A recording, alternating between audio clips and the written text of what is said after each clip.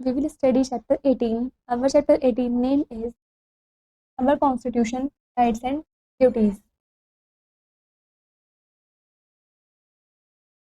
India's constitution. Constitution is a set of rules and regulations which guide the administration of a state. Constitution है वो set है rules को regulations का जो guide किया जाता है एडमिनिस्ट्रेशन ऑफ स्टेट में. India had to make its own constitution to run the country after independence. India खुद के अपने ओन कॉन्स्टिट्यूशन बनाती है अपनी कंट्री को चलाने के लिए इंडिपेंडेंस के बाद. For this purpose, the Constituent Assembly was formed, which conducted its first meeting on 9 December 1946. इस पर्पस के लिए जो कॉन्स्टिट्यूंट असेंबली है वो बनाई गई थी. फर्स्ट मीटिंग जो कंडक्ट हुई थी वो 9 दिसंबर 1946 को कंडक्ट हुई थी. Doctor Rajendra Prasad was elected it's permanent chairman. जो डॉक्टर राजेंद्र प्रसाद थे वो इलेक्टेड किए गए थे परमानेंट चेयरमैन के लिए. The Indian constitution was prepared, discussed and finally adopted on 26 नवंबर 1949. जो इंडियन कॉन्स्टिट्यूशन है वो प्रिपेयर किया गया था, डिस्कस किया था और फाइनली अडॉप्टेड हुआ था 26 नवंबर 1949 को. However it came into force on 26 January 1950 only. हालांकि ये जो फोर्स हुआ था ये 26 जनवरी 1950 में ही हुआ था सिर्फ. That is why we celebrate our republic day on 26 January. तो ये हम रिपब्लिक डे को 26 जनवरी को सेलिब्रेट करते हैं. Remember, Our constitution is the longest written constitution in the world. जो हमारा कॉन्स्टिट्यूशन है वो लॉन्गेस्ट रिटन कॉन्स्टिट्यूशन है इस पूरे वर्ल्ड के अंदर. Rights and duties. Besides other things, the constitution enforces some fundamental rights and duties of Indian citizens. In other things से हटके जो कॉन्स्टिट्यूशन इन्फोर्सेस है उसमें कुछ फंडामेंटल राइट्स और ड्यूटीज भी हैं इंडियन सिटीजन्स में. For a persons better, persons better के लिए दे आर एस फॉलोज, इस तरीके से फॉलोज हैं. Fundamental rights. 6 fundamental rights are guaranteed by the constitution to all Indian citizen.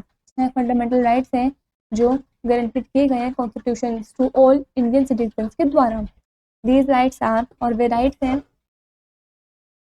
First is right to equality, अधिकार है equality का, right to equality. Second is right to freedom which include the right to life and the right to education. right to freedom, freedom के right होना चाहिए जिसमें right to life और right to education में include है. third is right against exploitation. fourth is right to freedom of religion. fifth is cultural and educational right. sixth is right to constitutional remedies. Remember, the right to constitutional remedies empowers citizens to move to the Supreme Court for enforcement of the first 5 fundamental rights. याद रहे जो right to constitutional remedies है वो empowers है citizens के लिए जो move करवाती है सुप्रीम कोर्ट तक इन्फोर्समेंट के लिए पहले 5 फंडामेंटल राइट्स के लिए.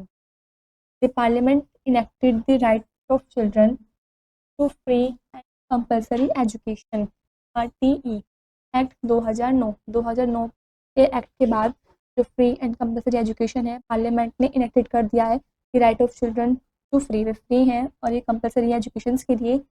This act seeks to provide full time elementary education of satisfactory quality in a formal schools to children up to as 14.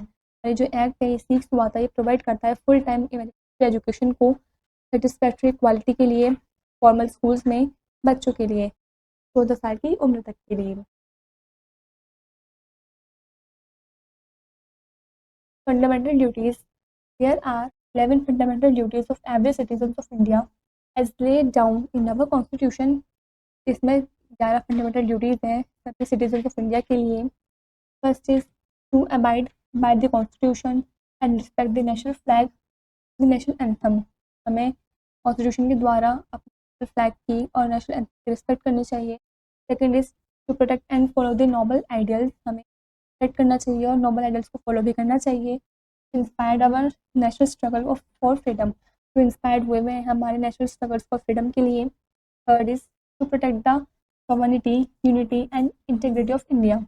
हमें sovereignty, unity, integrity of India को protect भी करना चाहिए. Fourth is to defend the country, अपनी country को defend करना चाहिए.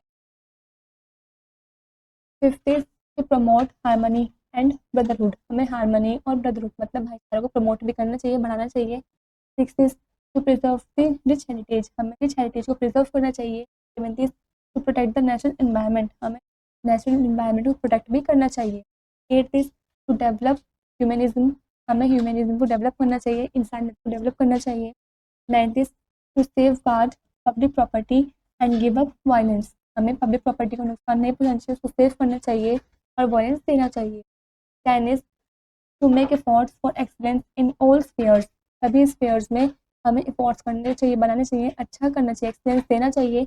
11th is to provide opportunities for education of children between the age of 6 and 14, हमें अपॉर्चुनिटीज प्रोवाइड करनी चाहिए एजुकेशन के लिए, चिल्ड्रंस के लिए, बच्चों के लिए 6 से लेकर 14 तक की एज के लिए। Collective principles of state policy. These principles denote the ideals that the state should keep in mind while making policies and laws. Principles हैं ये डिनोट करते हैं आइडल्स को, that the state should be keep in mind, हमें state को अपने mind में keep रखना चाहिए, ध्यान में रखना चाहिए जब हम पॉलिसीज और लॉज वगैरह बना रहे होते हैं। According to doctor B R Ambedkar, these principles are noble features of the Indian Constitution.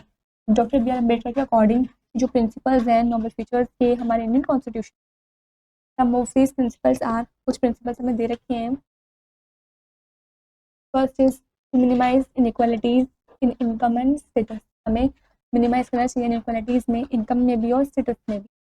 Second is to secure a right to adequate means of livelihood for all citizen, हमें सिक्योर करना चाहिए rights, अधिकार को एडिक्वेट मीन्स में, मतलब proper amount में livelihood सभी citizens के लिए।